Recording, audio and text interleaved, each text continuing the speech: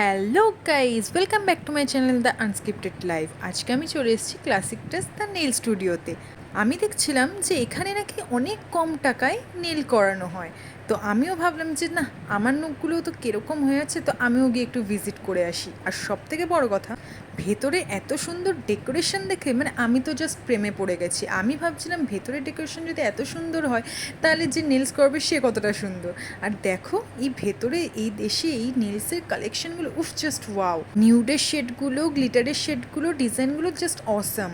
আর এত সুন্দর ডেকোরেট দেখে আমি বলছিলাম ওয়াও রে, কি সুন্দর ডেকোরেট করেছিস তুই তোর স্টুডিওটাকে। এটা হচ্ছে সহেলি। তো এখনও আমার নেল করতে বসে গেছে। তো চলো, দেখতেই পাচ্ছ ওর কাজটা স্টার্ট করে দিয়েছে। আমার তো এটা করতে খুব ভয় লাগে, তো ও অনেক যত্ন সহকারে করেছে। তারপরে আমার নেলটাকে বাফারিং করছে শেভ করার জন্য, কারণ আমার নেলের যে অবস্থা। ওকে বলেছিলাম নর্মাল জেল পলিশ করে দিস, কারণ আমি না অত উগ্র পছন্দ করি না। তো আমি আমার নেলসটা দেখো এখানে শুকোতে দিয়ে দিয়েছি।